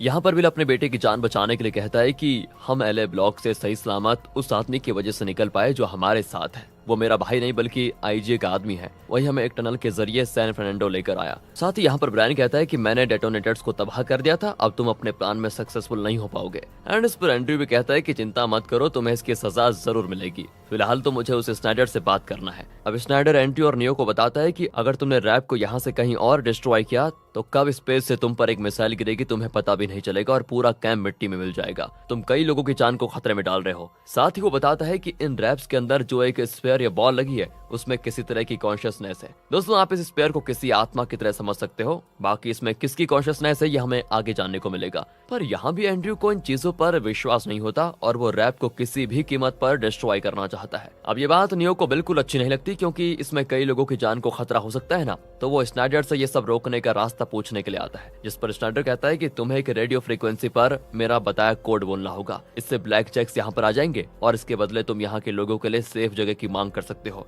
जो तुम्हें आराम से वो इनाम के तौर पर दे देंगे, क्योंकि तुमने उन्हें रैप के साथ रेजिस्टेंस कैंप का ठिकाना भी बता दिया। बस फिर क्या था, स्नाइडर के दिए कोड को नियो रेडियो में बोल देता है। पर तभी इस चीज के लिए एंड्रयू नियो पर गोली मार देता है और साथ ही वो कैटी, ब्रायन और विल को मौत की सजा भी सुनाई जाती है वहां पर। जब तीनों को गोली मारने के लिए लाया जा रहा होता है तभी अचानक से ब्लैक जैक सोल्जर्स के साथ गार्लैंड की टीम इस कैंप पर हमला कर देती है। असल में यहाँ पर स्नाइडर ने नियो का इस्तेमाल किया था ताकि उसकी जान बच जाए और वो ब्लैक जैक से अपना किया वादा भी पूरा कर ले। सोल्जर्स की गोलीबारी के बीच विल, कैटी और ब्रायन एक दूसरे के हाथ खोलते हैं और फिर ग्रेसी और चार्ली की तलाश में लग जाते हैं। उधर गोलीबारी के बीच चार्ली एक बड़े भाई की तरह ग्रेसी को कवर करते हुए चल रहा होता है। वो ग्रेसी को आगे भागने के लिए कहता है, जिसके हाथ में थोड़ी चोट भी होती है। कैटी की नजर फिर ग्रेसी पर पड़ती है और वो उसे उठाकर ले आती है, लेकिन जब चार्ली विल की तरफ भागकर आ रहा होता है ना, तभी उसको एक गोली लग जाती है और बेचारा चार्ली यहीं मारा जाता है। बेचारे को ऐसे मरते हुए देखने के बजाय विल और कैटी के पास कोई चारा भी नहीं होता। उन्हें अपने बाकी 2 बच्चों की जान भी तो बचानी थी, इसलिए विल चार्ली की बॉडी को वहीं पर छोड़कर सभी को लेकर निकल जाता है। इधर ब्लैक जैक्स ने एंड्रयू और उसके आदमियों के साथ यहाँ रह रहे लोगों को भी मौत के घाट उतार दिया था। गार्लैंड तो स्नाइडर की तारीफ करता है, जिस पर स्नाइडर कहता है कि मैंने तो बस इनकी कमजोर कड़ी पर वार किया और मेरा काम हो गया। इसी बीच स्नाइडर जब लाशों के बीच चार्ली की बॉडी को देखता है तब उसका दिल दहल जाता है, क्योंकि कहीं न कहीं चार्ली की मौत का जिम्मेदार वही है। यहाँ स्नाइडर अपनी भावनाओं को किसी तरह तो दबाता है और चार्ली की लाश को देखने के बाद गारलैंड के साथ चला जाता है। इसके बाद सीन स्नाइडर की तरफ होता है शिफ्ट, जो कि एक शानदार से बंगलों में है। उसे यहाँ पर रहने, खाने और बाकी चीजों के पूरी फैसिलिटी दी गई है और ये सब कुछ किया है ब्लैक जैक्स ने। कुछ देर के बाद स्नाइडर से मिलने के लिए गवर्नर हेलन आती है, जो कि स्नाइडर की बहादुरी की काफी प्रशंसा भी करती है कि कैसे उसने एक डबल एजेंट बनकर रेजिस्टेंस कैंप को पूरी तरह से मिट्टी में मिला दिया। साथ ही वो स्नाइडर को हीरो भी बोलती है। बाकी रही बात जो कुछ भी स्नाइडर के साथ हेलन ने पहले किया था, उसके लिए वो स्नाइडर से माफी भी मांगती है। यहाँ वो बताती है कि रैप्स ने टोटल रेंडिशन के दौरान कई लोगों को फैक्ट्री भेजने के लिए चुना था, उसमें तुम्हारा भी नाम था और ये सब कुछ हो रहा था रैप्स की बनाई एल्गोरिथम की वजह से। लेकिन उन्हें पता नहीं है कि हम इंसान माहौल और सिचुएशन के हिसाब से ढल जाते हैं, जिस तरह तुम ढल गए और आज हीरो बनकर यहाँ पर बैठे हो। गजब। तो बताओ कब से काम पर लौट रहे हो? यहाँ स्नाइडर अपनी बेटी के बारे में पूछने आता है तो हेलन जवाब देती है कि देखो वो सेफ है और अपनी जिंदगी अच्छे से जी रही है। अब ये सुनकर स्नाइडर कहता है कि अब मैं भी रिटायरमेंट लेकर आराम से जीना चाहता हूँ, अब मुझे ये सब नहीं करना। हेलन उसको कहती है कि ठीक है, अब तुम पार्टी में चलो। स्नाइडर फिर हेलन के साथ पार्टी में चला जाता है, जहाँ हेलन उसको किसी हीरो की तरह पेश करती है। सभी स्नाइडर की वजह से रेजिस्टेंस कैंप के पतन की कहानी सुनकर उससे काफी इंप्रेस हो जाते हैं। यहाँ स्नाइडर कई लोगों से मिलता है। वहाँ से वापस आने के बाद अगले दिन स्नाइडर से हेलन कहती है कि मुझे तुम्हारी जरूरत है, मुझे सेंटा मोनिका और सैन फर्नांडो जैसे ब्लॉक्स और कॉलोनी में टोटल रेंडिशन करवाना है, पर इन जगह के प्रॉक्सीज इसके लिए मान नहीं रहे हैं। तुम ही हो जो कोई रास्ता निकाल सकते हो, इससे मेरी पावर और भी बढ़ जाएगी और इस बारे में तुम एक बार प्लीज जरूर सोचना। कहानी में दूसरी तरफ विल और उसके परिवार को दिखाया जाता है, जो चार्ली की मौत से काफी दुखी होते हैं। लेकिन विल और केटी को अब भी अपने दोनों बच्चों की जान बचानी थी, इसलिए ये सभी घायल ग्रेसी को लेकर किसी सेफ जगह की तलाश में आगे बढ़ते जा रहे होते हैं। ग्रेसी के हाथ में जो घाव होता है वो काफी ज्यादा बढ़ रहा था। फिर ये सभी एक जगह रुककर ग्रेसी की चोट पर बरहम पट्टी वगैरह करते हैं और फिर आगे बढ़ते हैं। इस पॉइंट पर ब्रायन एक बिलबोर्ड को देखता है जिसमें लिखा हुआ होता है कैसे सियाटल ब्लॉक लोगों का स्वागत कर रहा है। तो ब्रायन विल से सियाटल चलने के लिए कह देता है, पर विल मना कर देता है क्योंकि अब वो किसी भी ब्लॉक या कॉलोनी में नहीं रहना चाहता। ऐसे चलते चलते विल को एक गाड़ी दिखती है जिसमें एक आदमी अपने परिवार को लेकर सियाटल जा रहा होता है। तो विल उन लोगों को रोकता है क्योंकि ग्रेसी की हालत काफी ज्यादा खराब होती जा रही थी। एंड इस तरह विल आखिरकार सियाटल जाने का मन बना लेता है और अपने बच्चों के लिए एक तरफ से खतरा भी उठाने को तैयार होता है, क्योंकि उसे पूरा विश्वास है कि सियाटल पहुंचते ही उसे और कैटी को अरेस्ट कर लिया जाएगा, पर इनके बच्चों को तो सेफ रखेंगे कम से कम। इस कारण विल गन दिखाकर उस कार में मौजूद फैमिली को नीचे उतार कर खुद कार लेकर चला जाता है। अब बिल को कुछ भी गलत या सही नहीं लग रहा है दोस्तों, वो चार्ली की तरफ किसी और को खोना नहीं चाहता। फिर वो ग्रेसी को लेकर जल्दी से सियाटल कैंप में पहुंच जाते हैं, जहां ग्रेसी का तुरंत इलाज शुरू किया जाता है। सियाटल में सियाटल रिफ्यूजी मैनेजमेंट अथॉरिटी यानी कि SRMA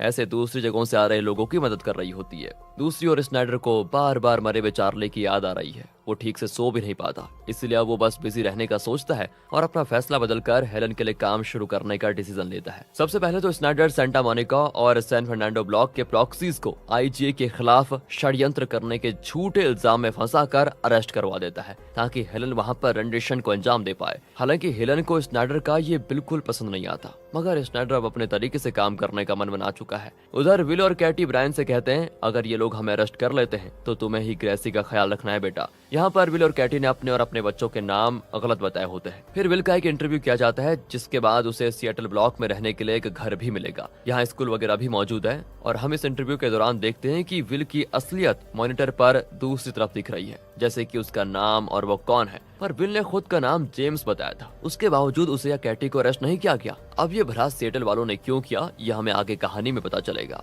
इसके बाद आगे हम सियाटल कॉलोनी के लीडर केन्स को दिखाते हैं, जो कि सियाटल का टोटल रेंशन होने के बाद इस बार चाहता है कि चीजें उसके हिसाब से हो, क्योंकि इस बार सियाटल में ना तो IG, ना ही रेड हेड्स और ना ही कोई प्रॉक्सी है। वो इस जगह को अपनी तरीके से चलाना चाहता है, ताकि ये जगह वो बन सके जो कोई ब्लॉक नहीं बन पाया। ये सारी चीजें वो चांसलर से कह रहा होता है, ताकि वो रैप्स को ये सारी बातें बता पाए। हालांकि हम अच्छी तरह जानते हैं कि इसमें जरूर उसका कोई न कोई स्वार्थ तो छिपा ही होगा। फिलहाल अब सीन विल की तरफ होता है शिफ्ट, जो कि अभी भी अपने बेटे की मौत के सदमे से उभर नहीं पाया और साथ ही उसे सियाटल सेफ नहीं लग रहा होता है। बाकी वो यहाँ कैब ड्राइवर है और साथ ही पार्ट टाइम में प्राइवेट डिटेक्टिव का काम भी करता है। विल को एक लेडी ने हायर किया हुआ है ताकि वो उसके हस्बैंड टेरी का पता लगा पाए, जो कि सियाटल ब्लॉक में आते ही कहीं पर गायब हो गया था। बाकी बात करें कैटी की, तो वो भी SRMA के लिए ही काम कर रही है। वो मतलब रिफ्यूजी फैमिलीज की मदद करती है ताकि उन्हें सिएटल में एक अच्छी जिंदगी और घर मिल पाए। वो देखती है कि कुछ फैमिली सिएटल से जा रही है क्योंकि उनको पता चला है कि एलए ब्लॉक को फिर से रीपॉपुलेट किया जा रहा है। इस तरह ब्रायन भी लोगों को डिलीवरी पहुंचाने का काम करता है। वहीं ग्रेसी यहाँ स्कूल जाने लगी है, जिसका ज्यादातर ख्याल ब्रायन ही रखता है। बात करें कैटी और विल के रिश्ते की तो अब वो पहला जैसा नहीं रहा,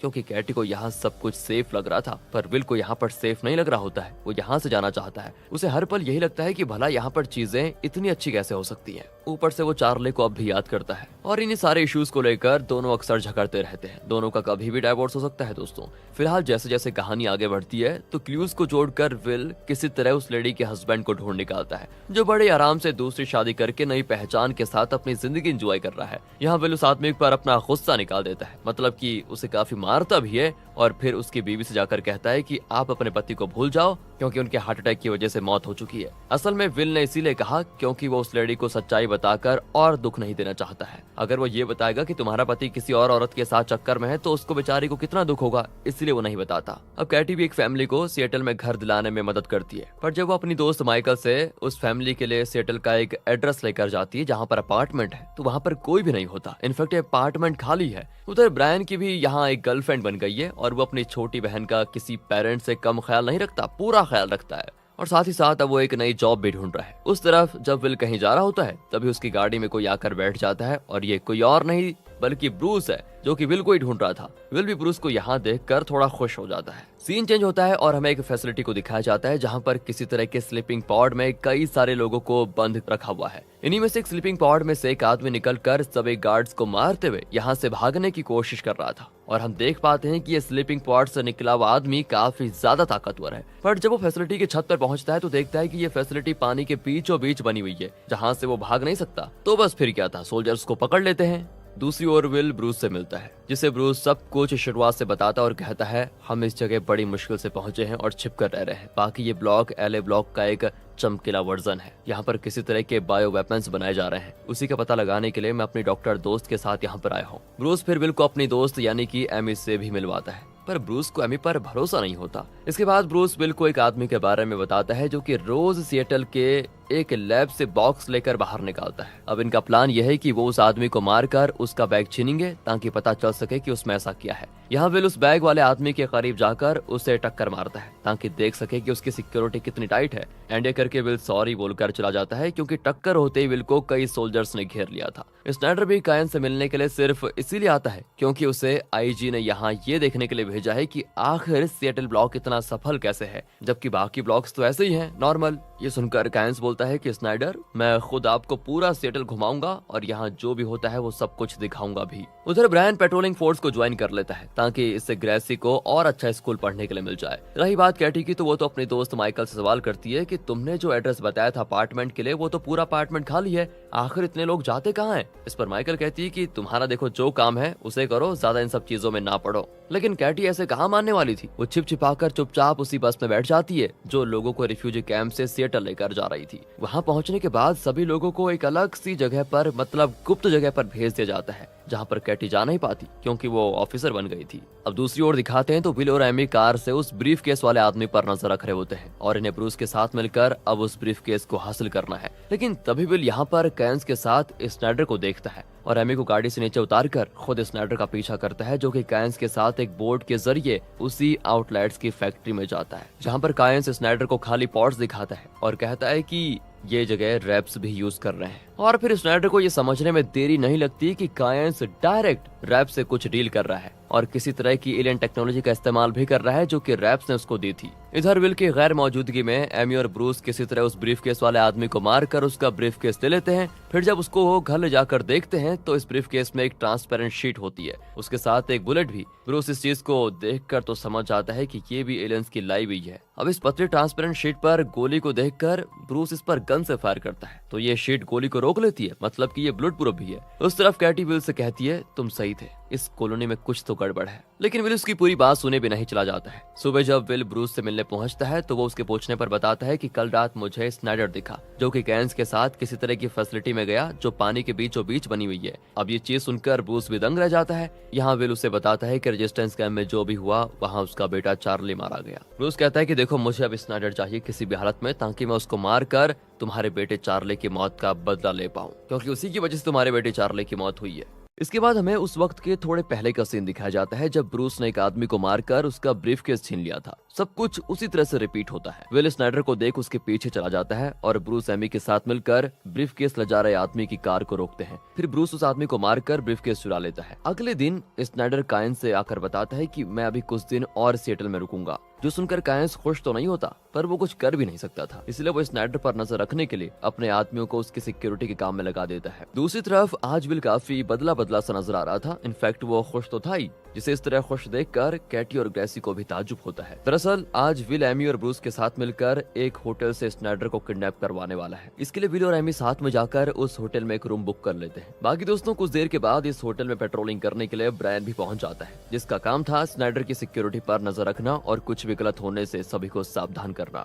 फिलहाल इस होटल में जब स्नाइडर आता है तो उसे अकेला देखकर एमी उससे कुछ चीजें उठवाने में मदद मांगती है। इस तरफ स्नाइडर कमरे में आ जाता है और यहाँ आते ही उसे विल पकड़ लेता है। फिर ब्रूस आता है जो कि स्नाइडर को लॉन्ड्री के कपड़ों के साथ में ले जाकर स्टोर रूम में पहुंचा देता है, जहाँ पर ब्रूस उससे कुछ सवाल पूछता है, जैसे कि तुम सेटल क्यों आए, आईजीए को सेटल ब्लॉक में इतनी दिलचस्पी क्यों है, यहाँ पर कैसा बायो वेपन बनाया जा रहा है, जिस आइलैंड पर तुम गए थे वहाँ किस तरह की फैसिलिटी है, इन सब के पीछे रैप्स का मकसद क्या है। इतने सारे सवाल होते हैं दोस्तों। अब पहले तो स्नाइडर विल को ऐसे बिल्कुल सामने देखकर हैरान हो जाता है कि ये एकदम से कहां से आ गया। फिर वो खुद को संभालते हुए बताता है, मुझे यहाँ पर आईजीए ने भेजा है ताकि मैं कायन से कुछ राज पता कर पाऊँ। आईजीए चाहता है कि जैसे सिएटल है उसी तरह उनका हर एक ब्लॉक हो जाए। जैसे यहाँ सिएटल में मिलियन दर से लोग आ रहे हैं ना, वैसे आईजीए के ब्लॉक में भी आ जाए, यही वो चाहते हैं। इसलिए आईजीए को समझना है कि कायंस आखिर क्या खिचड़ी पका रहा है। बाकी रही बात उस आइलैंड की फैसिलिटी की, तो वहाँ पर कई सारे स्लीपिंग पॉड्स हैं जिनमें आउटलायर्स कैद हैं। हालांकि कायंस ने वहाँ मुझे खाली पॉड्स ही दिखाए थे। अब आउटलायर्स क्या होते हैं ये पूछने पर स्नाइडर बताता है कि एलियंस ने इन्वेजन करते ही सबसे पहले अपनी एल्गोरिथम के तहत इंसानों को बांटा, जैसे कि कौन आईजीए में जाएगा, कौन फैक्ट्री में जाएगा और कौन ग्रीन जोन में रहेगा। इस तरह उन्होंने ये भी तय किया कि कौन आउटलायर्स बनेगा। आउटलायर्स वो लोग होते हैं जिन्हें ना तो ड्रोन्स कुछ करता है और ना ही आईजी के लोग। ये एक स्पेशल कैटेगरी है। तो कायंस रैप्स को फैक्ट्री के लेबर्स और आउटलायर्स सप्लाई करता है। आउटलायर्स को एलियन हथियार की तरह अपनी लड़ाई में इस्तेमाल करते हैं, जो कि उनके दूसरे एलियन से हो रही है। यही आउटलायर्स एलियंस के एक तरह के बायो वेपन्स है। इस पर एमी स्नाइडर से वो पतली सी बुलेट शीट दिखाकर पूछती है कि आखिर ये क्या है। स्नाइडर कहता है कि मैंने ऐसा कुछ भी नहीं देखा, क्योंकि आईजे के पास ऐसा कुछ नहीं है। आगे स्नाइडर कहता है कि ऐसी ही कई चीजें कायंस कर रहा है, क्योंकि उसका एजेंडा शायद कुछ और ही है। ये सारी चीजें जानने के बाद ब्रूस स्नाइडर को विल को सौंप कर चला जाता है। फिर वो चाहे उसको मार डाले या जो करे वो विल की मर्जी। असल में यही डील विल ने ब्रूस से की भी थी पहले। उसे स्नाइडर से चार्ली की मौत का बदला भी लेना था। यहाँ एमी विल को ऐसा करने से मना कर देती है, पर वो उसे डांट कर भगा देता है। एमी और ब्रूस के जाने के बाद विल कहता है, तुमने पहले हमारा विश्वास जीता और फिर तुम रेजिस्टेंस कैंप में पहुंचे और मौका मिलते ही तुमने आईजे और ब्लैक जैक्स को लोकेशन भेज दी और फिर उन्होंने सभी को मार डाला, चार्ली तक को नहीं छोड़ा। और इतने लोगों को मारकर तुम हीरो बन गए, साथ ही अपनी जिंदगी में मजे से जी रहे हो। इस पर तो स्नाइडर कहता है कि देखो, मैंने तुम्हें पहले ही कहा था कि कैंप रुकने के लिए सही नहीं लग रहा, हमें यहाँ से निकल जाना चाहिए। मैंने कहा था ना तुम्हें, लेकिन तुम नहीं माने थे और मैंने जो किया वो सभी को बचाने के लिए किया। मैं नहीं चाहता था कि चार्ली इसमें मर जाए, पर क्या करे। बाकी मैं सच बताऊं तो मुझे भी आज तक चार्ली का दुख होता है। मैं सो नहीं पाता अच्छे से। मैंने चार्ली की लाश को देखा था तो मैं दंग रह गया। फिर मैंने उसकी लाश को दफना भी दिया था। अब ये सुनते ही विल स्नाइडर को पानी में मुंह डुबोकर मारने की कोशिश करता है, पर ऐसा वो कर नहीं पाता। वहीं बाहर दिखाते हैं तो स्नाइडर को सिक्योरिटी ढूंढना शुरू कर देती है। अब ये बात बताने के लिए जब ब्रायन अंदर आता है तो वो स्नाइडर को सामने पाता देख उसे मार डालने की बात करता है, पर विल उससे इनकार कर देता है कि ऐसा नहीं करना। इस बात को लेकर दोनों बाप बेटे के बीच में थोड़ा झगड़ा भी हो जाता है। फिर भी विल स्नाइडर को छोड़ देता है। स्नाइडर जल्दी से भागकर बाहर आता है, पर वो सिक्योरिटी से कुछ नहीं बताता, बल्कि ये कह देता है कि मैं एक लड़की के साथ था, हम एंजॉय कर रहे थे। हालांकि दोस्तों उसकी हालत सब कुछ बयान कर रही होती है। उधर एमी को लगता है कि बेटे को खोने के गम में विल पागल हो चुका है। वो अचानक कुछ भी फैसले ले रहा है जिससे लोगों की जान को खतरा हो सकता है। इतना कहकर वो चली जाती है। वहीं विल अपने घर आकर काफी ज्यादा रो भी रहा होता है, जिसको ऐसा देखकर कैटी भी काफी रोती है। दोनों अपने बेटे चार्ली को याद कर रहे होते हैं और यहाँ रोने से दोनों का दिल काफी हल्का भी हो जाता है। अब आगे हमें कायंस के खास आदमी हैरिस को दिखाते हैं, जो कि अपने दोस्त ओनिल के साथ एक जिम में होता है। इन दोनों की बातों से हम समझ पाते हैं कि इन्हें पता है कि ये आउटलायर्स हैं और साथ ही हैरिस इसीलिए कायंस के साथ काम कर रहा है ताकि उन्हें अंदर की इन्फॉर्मेशन समय समय पर मिलती रहे। फिलहाल सीन विल की तरफ मुड़ता है, जो कि पिछली रात की घटना के बाद नॉर्मल होने की कोशिश कर रहा था, लेकिन ब्रायन अब भी उससे इस बात को लेकर गुस्सा है कि उसने स्नाइडर को क्यों नहीं मारा। ब्रायन के जाने के बाद कैटी विल से बात करने आती है, जिसके पूछने पर विल उसको सब कुछ बता देता है, ब्रूस से लेकर आउटलायर्स और स्नाइडर के बारे में जो भी बातें हैं सब। उधर स्नाइडर को दिखाते हैं जो गारलैंड को सिएटल बुलाता है और उसे बताता है कि कल रात मुझे विल और ब्रूस ने किडनैप कर लिया था, पर उन्होंने मुझे एक ऐसा मटेरियल दिखाया जो कि पतला है और बुलेट प्रूफ भी। ये टैग जाहिर है एलियंस का ही होगा, जिससे कायंस जरूर कुछ प्लान कर रहा है और आईजे को कायंस के खिलाफ इससे अच्छा मौका नहीं मिलेगा। साथ ही स्नाइडर ये भी बताता है कि अब पक्का हो चुका है कि विल भी एक आउटलायर्स है। तो यहाँ फिर गारलैंड और स्नाइडर कायंस के खिलाफ सबूत जुटाने में लग जाते हैं। उधर कैटी माइकल से कहती है कि मुझे मेरे पति की फाइल चाहिए और अगर तुमने मुझे वो नहीं दी तो मैं अथॉरिटी से बता दूंगी कि तुमने मुझे उस खाली अपार्टमेंट का बता दिया था। बेचारी माइकल क्या ही करती, वो चुपचाप विल की फाइल कैटी को दे देती है, जिससे ये साफ हो जाता है कि विल भी एक आउटलायर है और उसके बारे में सिएटल अथॉरिटी को पहले से सब कुछ पता था। फिर भी उन्होंने विल को नहीं रोका क्योंकि आउटलायर को नुकसान पहुंचाना सख्त मना है। इसके बाद माइकल से कैटी सभी आउटलायर्स की लिस्ट मांगती है। जो मिलते हैं वो सीधा ब्रूस से मिलने के लिए जाती है और उसे आउटलायर्स की लिस्ट का पहला पन्ना दिखाते हुए कहती है, ये देखो हमें इनसे मिलना होगा क्योंकि ये लोग एक हथियार या कुर्बान कर दी जाने वाली आर्मी के अलावा कुछ नहीं है। इसी बीच ब्रूस से जब विल को पता चलता है कि उसकी वजह से एमी उसके साथ नहीं है, तो विल खुद पर्सनली जाकर अपने बर्ताव के लिए एमी से माफी मांगता है और उसे कहता है कि ब्रूस को तुम्हारे साथ की जरूरत है। दरअसल अब इनको किसी भी तरह उस आइलैंड पर बनी फैसिलिटी तक जाना है, लेकिन ये इतना आसान नहीं होगा क्योंकि वहाँ पर ड्रोन्स नजर रखते हैं। इधर स्नाइडर और गारलैंड उस मटेरियल के बारे में पूछताछ करते हैं और उनको ये पता चल जाता है कि कायंस ने इस चोरी के बारे में किसी से शेयर नहीं किया, जो कि ब्रूस और एमी ने की है। यहाँ स्नाइडर देखें तो अब विल और ब्रूस को पकड़वा सकता था, लेकिन उसने ऐसा नहीं किया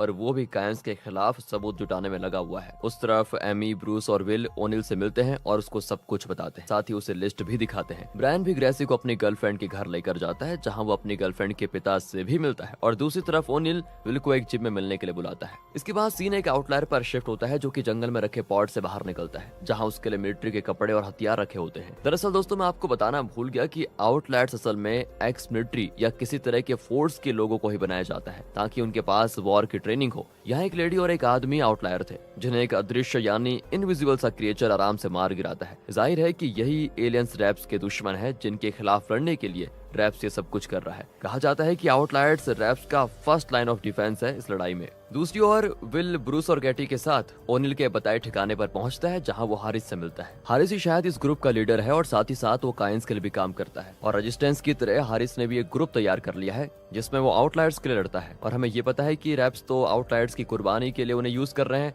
तो वो कुर्बानी ना दे इसलिए हारिस उनके लिए लड़ता है। हारिस बताता है कि देखो अभी तो हम बचे हुए हैं, लेकिन जल्दी हम उन्हीं स्लीपिंग पॉड्स में होंगे और एक अनजान लड़ाई में एक अनजान दुश्मन के खिलाफ खड़े होंगे। यहाँ ब्रूस हैरिस को बताता है कि हमने स्नाइडर को किडनैप किया था और उसने हमें बताया कि वो यहाँ पर कायंस को हटाने के लिए आया है। यहाँ ब्रायन को दिखाते हैं तो वो जब पेट्रोलिंग कर रहा होता है तभी अचानक से एक तेज धमाका होता है, जिसमें कुछ आउटलायर्स मारे जाते हैं और ये धमाका उन आउटलायर्स को मारने के लिए ही किया गया था और इसमें किसी और का नहीं बल्कि स्नाइडर का ही हाथ था दोस्तों, ताकि वो इसका सारा इल्जाम कायंस पर डालकर उसे सिएटल ब्लॉक से हटा सके। इसी सिलसिले में हेलन खुद कायंस से मिलने आती। वो बताती है कि तुम पर रैप खुद भी इस धमाके की वजह से कोई एक्शन नहीं ले सकते, इसलिए मुझे बता दो कि तुम यहाँ पर कर क्या रहे हो, किस तरह के वेपन या चीज को तैयार कर रहे हो तुम उस एलियन टैग की मदद से। इस पर कायन कहता है कि मुझे अच्छे से पता है कि आप आईजे के उन लोगों में से हैं जिनसे मेरी तरक्की देखी नहीं जा रही है, पर मुझ पर इल्जाम डालने से पहले सबूत लेकर आइए, क्योंकि ये सब किसने और क्यों किया ये आपको भी अच्छे से पता है। यहाँ कायंस का इशारा स्नाइडर की तरफ होता है, जिससे हेलन पूछने के लिए जाती है तो वो कहता है हाँ मैंने ही किया, ताकि कायंस के खिलाफ हमें कुछ मिल सके और सिएटल में क्या चल रहा है ये पता चल जाए। रही बात कवर अप की तो उसकी चिंता ना करो, क्योंकि उसके लिए भी कुछ सोचा हुआ है हमने। असल में स्नाइडर और गारलैंड ने मिलकर हारिस को पहले ही मार दिया था और फिर उसकी बॉडी को एक गाड़ी में दूसरी जगह बैठाकर एक और ब्लास्ट करवा दिया ताकि सारा शक उस पर जाए, और अब क्योंकि हारिस कायंस का खास आदमी था तो उस पर इंक्वायरी बैठ जाए। हारिस के मरने के बाद ओनिल अपने लोगों के साथ ब्रूस, विल, एमी और कैटी से मिलने आती है, क्योंकि उसको लग रहा होता है कि ये बॉम्ब ब्लास्ट रेजिस्टेंस यानी कि उनका काम है। इस पर विल कहता है कि इस चीज के पीछे आईजे का हाथ है, क्योंकि हमें स्नाइडर ने पहले ही बताया था कि वो यहाँ पर कायंस के राज जानने के लिए आया है, तो ये उनका ही एक तरीका हो सकता है। बाकी उसने अभी तक हमें क्यों नहीं पकड़वाया, ये समझना थोड़ा मुश्किल है। अब ओनिल को ब्रूस स्नाइडर के कन्फेशन का वीडियो दिखाता है, जिसको देखने के बाद ओनिल ब्रूस और विल को अपने अड्डे पर लेकर आता है, जहाँ और भी आउटलायर्स मौजूद होते हैं। साथ ही यहाँ पर रिवील होता है कि आउटलायर्स का असली लीडर हारिस नहीं बल्कि कायंस खुद है। वो बस इस शहर को बसा रहा था ताकि लोग यहाँ पर रह सके। बस उन्हें अब रैप से निपटना था, जिसके लिए कायंस ना चाहते हुए भी लोगों को लेबर के तौर पर और आउटलायर्स के कैदी के तौर पर रैप्स को देता था। बाकी वो एलियंस के टैग से उन्हें ही मार गिराना चाहता था। इधर कायंस को जब एहसास होता है कि अब कभी भी उसे आईजी अरेस्ट कर सकती है, तो सिएटल के सारे फोन्स को डीएक्टिवेट करके वो खुद भी गायब हो जाता है। इधर ब्रायन भी अपनी बहन से कहता है कि यहाँ रहने में खतरा है, हम दोनों उसी जगह पर रहेंगे जहाँ मैं तुमको लेकर गया था। यहाँ ब्रायन अपनी गर्लफ्रेंड के घर की बात कर रहे हैं दोस्तों, जहाँ ब्रायन की गर्लफ्रेंड के पिता भी ब्रायन की तरह पेट्रोलिंग का काम करते हैं और उन्हें कोई एतराज नहीं है कि अगर ये यहाँ पर रहे भी। एंड यहाँ पर ब्रायन अपनी बहन को पूरी तरह सेव करने की कोशिश करता है कि वो नहीं चाहता कि चार्ली की तरह उसकी बहन भी चली जाए। सिएटल वाले ब्लास्ट में उसको ग्रेसी की फिक्र और ज्यादा हो गई थी। इस तरफ सिएटल से खुद कायंस गायब था, जिसे चारों तरफ ढूंढा जा रहा था और फोन से डीएक्टिव होने की वजह से उसे ट्रैक करना और भी मुश्किल हो रहा था। तो इस कठिन वक्त में सिएटल का पूरा कार्यभार हेलन स्नाइडर को सौंप देती है, ताकि वो अपने हिसाब से यहाँ पर चीजों को चला पाए। इसके आगे हमें उन्हीं आउटलायर सोल्जर्स को दिखाया जाता है जिन्हें दूसरी स्पीसीज के एलियन ने मार डाला था। इन दूसरे स्पीसीज के एलियन को इंसान क्लिक नाम देते हैं। इन आउटलायर्स की लाशों को कायंस ने जब देखा ना, तो वो समझ गया कि क्लिक और रैप्स की लड़ाई में क्लिक का पलड़ा काफी भारी है। बाकी रही बात आउटलायर्स की, तो वो फालतू में इस लड़ाई में मारे जा रहे हैं। दोनों ही एलियन स्पीसीज में जीत चाहे जिसकी भी हो, मरेंगे तो इंसान ही। इसलिए अभी कायंस इंसानों को बचाने के बारे में सोच रहा था। यहाँ पर ही उसने ये फैसला ले लिया कि क्यों ना मैं उनका साथ दूं जिनका पलड़ा भारी है। इसलिए उसने क्लिक को चुना और तब से कायंस क्लिक का साथ दे रहा है और उनके टैग को संभाल भी रहा है। असल में जो पेपर जैसा बुलेट प्रूफ मटेरियल ब्रूस और एमी को मिला था ना, उसे पहनकर क्लिक गायब हो जाते हैं और साथ ही उस पतले से मटेरियल में इतनी ताकत है कि वो गोली के ड्रोन्स के हमले को भी रोक सकता है। फिलहाल कहानी आज के समय में आ जाती है। कायंस अपने बॉडीगार्ड के साथ एक सेफ जगह के लिए जा रहा होता है, तभी उन्हें ब्लैक जैक सोल्जर्स रोक देते हैं, जिनसे लड़ते हुए किसी तरह बच बचाकर कायंस निकल जाता है। फिर ये लोग दो ऑफिसर्स यानी कि एक लड़का और एक लड़की को रोकते हैं और उनकी गाड़ी उनसे लेकर निकल जाते हैं। इसके बाद कायंस एक खुफिया सिक्योरिटी वाली जगह पर पहुंचता है, जहां वो सारे आउटलायर्स को इकट्ठा करने का प्लान बनाता है। अब दोस्तों, आपको याद होगा कि कायंस ने सभी के फोन जाम करवा दिए थे। अब वो सिर्फ जो आउटलायर्स हैं उन सभी के मोबाइल ऑन कर देता है, जिसमें विल भी था। एंड विल जब अपना मोबाइल चालू करके देखता है ना, तो उसे समझने में देरी नहीं लगती कि ये कायंस का काम है। दोस्तों, आपको याद होगा कि सेकंड सीजन में ब्रूस को भी ड्रोन्स ने मारा नहीं था, यानी कि वो भी आउटलायर्स है। साथ ही यहाँ वो फोन इस्तेमाल नहीं करता था, इसलिए उसे कुछ पता ही नहीं था। अब विल के बताने के बाद ये दोनों सभी आउटलायर्स के पास जाते हैं, जहाँ पर एक समय पर कायंस इन सभी के मोबाइल्स के जरिए आउटलायर से कहता है कि मेरा ये सिएटल मॉडल एकदम परफेक्ट था। यही चीज आईजे को अच्छी नहीं लगी और उन्होंने मुझे पावर से हटा दिया।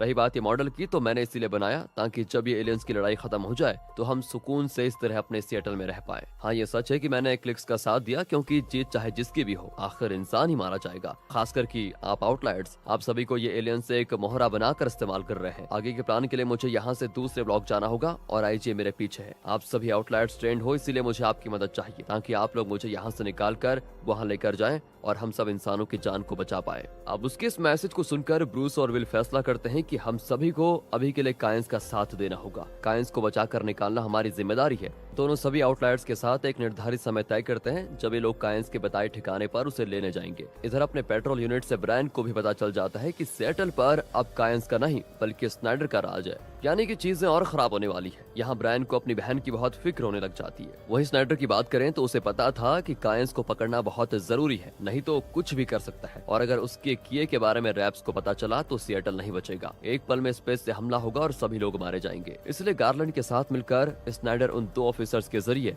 कायंस की लोकेशन जान जाता है, और ये वही होते हैं जिनकी गाड़ी लेकर कायंस उस रात भागा था। इस तरफ विल लोग भी निकलने की तैयारी करते हैं और विल कैटी को साथ ले जाने से मना कर देता है, क्योंकि वो नहीं चाहता कि कैटी इन सब में पड़े। वो चाहता था कि कैटी बच्चों का ध्यान रखे। यहाँ ब्रूस एमी को साथ ले लेता है, क्योंकि वो एक डॉक्टर है और उसकी जरूरत वहाँ पर पड़ सकती है। कैटी जाना तो चाहती थी, लेकिन विल उसको मना कर देता है। ब्रूस, एमी और विल सभी आउटलायर्स के साथ कायंस के बताए ठिकाने पर पहुंच जाते हैं और रेडियो पर दिए इंस्ट्रक्शन के अनुसार ये लोग आगे बढ़ रहे होते हैं। तभी वहाँ पर आईजी ब्लैक जैक सोल्जर्स आ जाते हैं, जिनको देखते कायंस उनके बारे में ब्रूस से बताता है। ब्रूस किसी तरह कायंस तक पहुंचता है और आईजी सोल्जर्स से लड़ते हुए यहाँ से निकलने की कोशिश करता है। इसी दौरान काफी गोलाबारी भी होती है एंड इसी गोलाबारी में ओनेल तो मारा जाता है और एक गोली कायंस को भी लग जाती है, जिसे फिर कैसे भी करके एमी संभालती है और उसको तुरंत एक एम्बुलेंस में बैठाकर ये लोग जाने में कामयाब हो जाते हैं। इन सोल्जर्स में गारलैंड भी था और इस बार भी कायंस उसके हाथों से निकल गया और अब ये बात रैप तक पहुंच चुकी है। दूसरी ओर ब्रायन ग्रेसी को लेकर चुपके से चला जाता है क्योंकि उसे ग्रेसी के लिए ये जगह सेफ नहीं लग रही थी। वो ग्रेसी को अपनी गर्लफ्रेंड के घर पर लेकर जाता है क्योंकि उसके पिता ने ब्रायन से बोला था कि अगर कभी भी तुम्हें आना हो तो आराम से आ सकते हो। यहाँ दिखाते हैं तो जब कैटी नींद से जागती है तो वो अपने दोनों बच्चों को गायब देखकर उन्हें ढूंढने के लिए निकल जाती है। दोस्तों,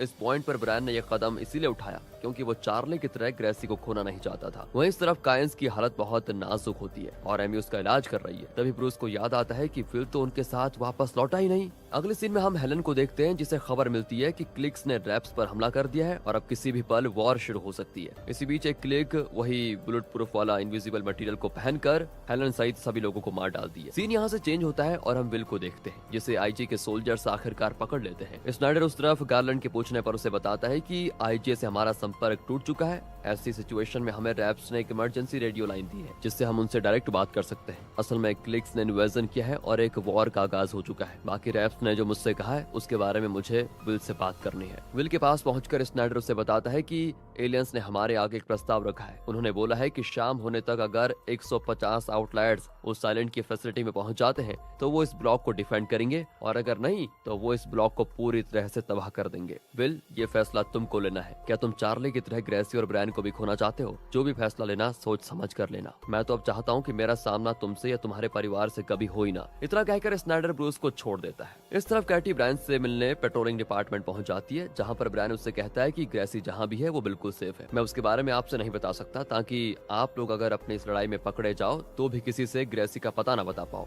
मैं उसका ख्याल रख लूंगा, आप दोनों अपने मिशन पर ध्यान दो। बेचारी कैटी क्या ही करती, वो चुपचाप चली जाती। ब्रायन के कमरे से कैटी को उसकी गर्लफ्रेंड की फोटो मिल जाती है। अगले सीन में कायंस को दिखाया जाता है जो कि अब खतरे से बाहर है। कायंस ब्रूस से कहता है कि मैं तुम्हें एक बंकर का पता देता हूँ जहाँ तुम्हारे बाकी लोग आराम से रह सकते हैं। वहाँ खाना पानी हथियार वगैरह सब कुछ मौजूद है। इसके बाद वहाँ पर विल आता है जो कि ब्रूस और बाकी सभी आउटलायर्स से वो बताता है जो स्नाइडर ने उसे बताया था। पर वो सच बोल रहा है ये कंफर्म करने के लिए ब्रूस और विल साथ जाकर कायंस के पुराने ठिकाने जहाँ से उसे पकड़ा गया था वहाँ से रेडियो के जरिए दूसरे ब्लॉक से पूछताछ करते हैं। क्या ये सच है कि क्लिक्स ने वॉर शुरू कर दी है और फैक्ट्री पूरी तरह से तबाह हो चुकी है? तो बस फिर क्या था। ये लोग तुरंत वहाँ पर जाते हैं और वहाँ मौजूद सोल्जर्स को मारकर ये बात रेडियो के जरिए पक्का कर लेते हैं। उन्हें पता चलता है कि सच में वॉर छिड़ चुकी है जो कि सिएटल की तरफ बहुत तेजी से बढ़ रही है। अब ये सभी और विल अपने बंकर में वापस आ जाते हैं तो वहाँ पर विल से मिलने के लिए कैटी आती है जो विल से ब्रायन और गैसी के बारे में बताती है और विल वॉर और बाकी सभी चीजों के बारे में उसको बताता है। वो कहता है कि मुझे वॉर में जाना होगा, तुम जल्दी से हमारे बच्चों को ढूंढकर उन्हें किसी बंकर में लेकर चले जाओ। मुझे जब भी सही लगेगा तो मैं तुम लोगों को कांटेक्ट कर लूंगा। इतना कहकर वो कैटी को भेज देता है। कैटी ब्रायन की गर्लफ्रेंड की फोटो से उसका एड्रेस निकाल लेती है जो कि उसे माइकल देती है। अब बस कैटी को अपने बच्चों को जाकर वहां से लाना था। इस तरफ विल और ब्रूस अपना प्लान सही से बनाते हैं कि हमें और भी आउटलायर्स को इकट्ठा करना होगा ताकि इस लड़ाई में हम 150 आउटलायर्स को उस साइलेंट की फैसिलिटी में स्लीपिंग पॉड में कैद होने के लिए भेज पाएं। इससे सिएटल सुरक्षित रहेगा और हमें अपनी लड़ाई जारी रखने का एक मौका मिलेगा। इस चीज में खतरा तो था लेकिन सभी आउटलायर्स विल और ब्रूस का साथ देते हैं। जल्द ही ब्रूस की मुलाकात एक बड़े आउटलायर्स ग्रुप से होती है। विल भी आउटलायर्स को कायंस के बताए बंकर में लेकर जाता है और 150 आउटलायर्स आइलैंड पर पहुंच जाते हैं जहां उन्हें पॉड्स में डाला जाता है ताकि वो स्पेस में जाकर रैप्स की तरफ से लड़ाई कर पाए। पता है ना आपको लड़ाई किसके साथ? एलियंस की, दूसरे एलियंस के साथ जो लड़ाई हो रही है। अब जैसा कि रैप्स ने वादा किया था तो वो सिएटल को डिफेंड करना शुरू कर देते हैं। जल्दी वॉर शुरू हो जाती है जिसे ब्रूस, कैटी, ब्रायन, ग्रेसी और विल साथ में स्नाइडर ये सभी देखते हैं। आसमान में लड़ाई शुरू हो जाती है जिसको सभी नीचे से देख रहे होते हैं और यहाँ पर इस सीजन का एंड हो जाता है। दोस्तों आपको सच बताऊं तो यार ये डायरेक्टर या तो खुद पागल रहा होगा, कोई पता नहीं क्या बना दिया और अब आगे के सीजन भी नहीं आ रहे हैं। मतलब काफी चीजें तो ऐसी हैं जिनका कोई आंसर ही नहीं है अभी तक। इनका एक ऑफिशियल वो आया था नोट जिसमें लिखा हुआ था कि अब इसके आगे के सीजन नहीं बनेंगे। अरे भाई तो जब नहीं बनाने थे तो पहले ही सारी इन्फॉर्मेशन बता देते